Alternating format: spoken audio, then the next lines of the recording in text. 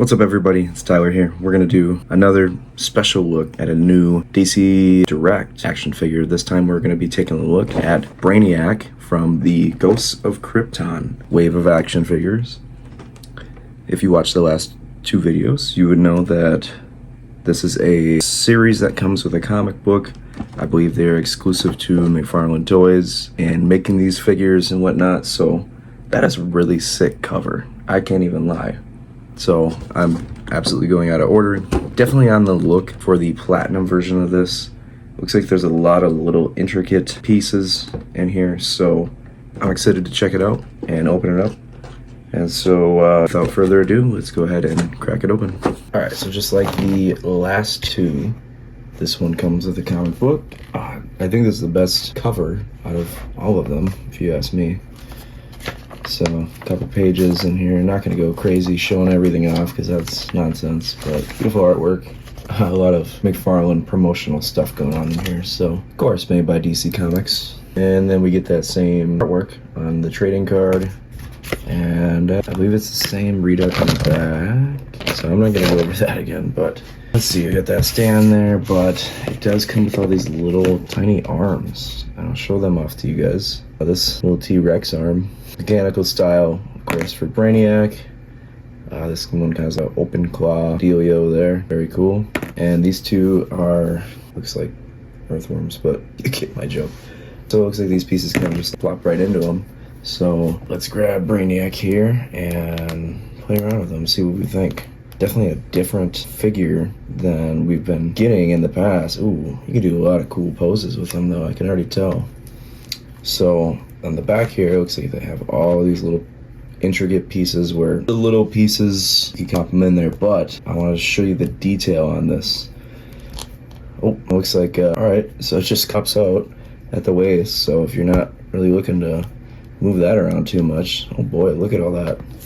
Look at all that articulation. You could do a whole heck of a lot for a little bit.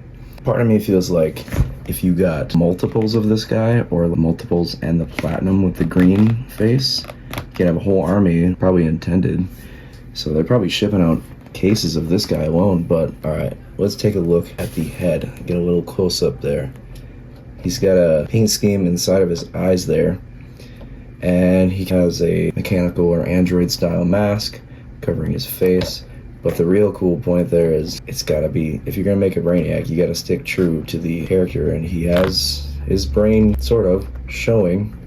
Looks like the head pops out pretty easily. So this figure, I can already tell, if you want to mess around with it too much, I really wouldn't suggest it, just because it's more of a, what's the word I'm looking for, a limber kind of figure. The joints and all the molding and everything like that isn't as beefy as other McFarlanes, but that doesn't really take away from it.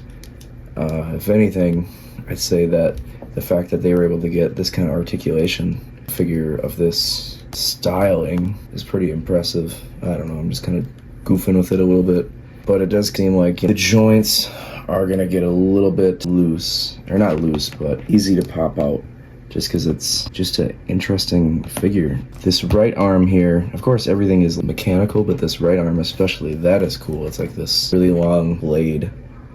Very interesting, very neat. The back has all of these crazy, what do you want to call it, thingamajigs back here. He's a robot. He's got robot arms, he's got robot joints. Hand is a little bit different than the other side. This one's got a lot of long pointy fingers. The arms and legs are very long and lanky. It's kind of the standout figure from this wave. Zod was really cool, but this is just strange and unique. So I'm gonna pop on, let's see what happens when I pop on a couple of these. Maybe they don't fit. I don't know, I could be doing it wrong. Let's look at the card, or maybe even in the comic book, see if we can't. I don't know, I can't really figure out. We're gonna see what looks better. All right, if we have these pieces, these weird arms, maybe this is supposed to be a replacement for this arm. Maybe that's the deal, but let's see what these look like when we got them popped into place there. I think that just does not look right. Totally going off of just what I think looks cool. I feel like these might look better on the underside, honestly. But then again, they have these little pinchers. Maybe they go like that. I don't know. Let's see. What does it look like up here? So it doesn't fit in there. That fits. This side or this side.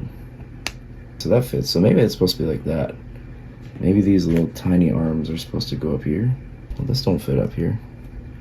Wait, there we go. Nah, that kind of looks silly. There goes the arm that I'm likely replacing anyways. So get that little arm in there. If I can get this out, pop this arm, this little guy in there. And maybe we do this up here. I know, just read the comic book, dude. I just want it to look silly. I think it's subjective because there are images where the little tiny hands, the pinchers, whatever you want to call them, are on the up here, and then there's images where they're down there. So all subjective, what you would like. I don't know, that makes him look like he's got little devil horns going on, maybe. And then so this arm is a pincher style arm too, or a grabbing style arm. We're gonna pop that on there if it wants to go. I guess if you really wanted to, you could take this arm and put it here. That's maybe too much, especially since it's on the wrong side. There we go. That seems too much. We're not gonna do that, but let's leave well enough alone and just really talk about this. So the paint apps are very metallic-y. Be careful with those joints, guys. They don't really want to stay for me, of course, for the sake of a video. So Brainiac, this figure is pretty tight. It's pretty neat. Very long and lanky and limber. So once again, be careful with what you want to do with it.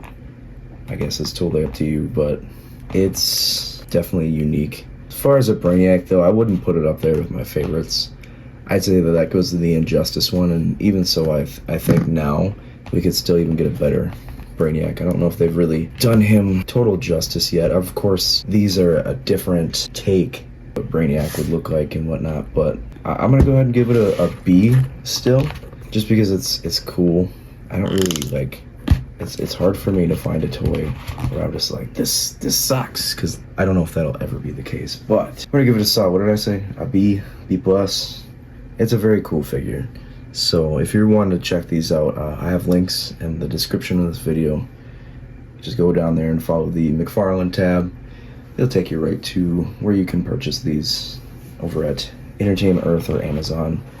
But yeah, solid B plus, some assembly required, and I suppose I like it. It's pretty neat. But that has been a closer look at the Ghosts of Krypton Brainiac.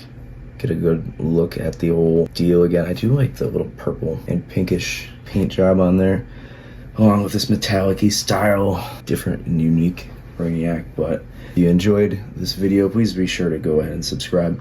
We just broke 700, so it might be even more by the time this video comes out. I'm not sure. So be sure to like and subscribe, and I will talk with you guys in the comments. I'll see you guys in the next review.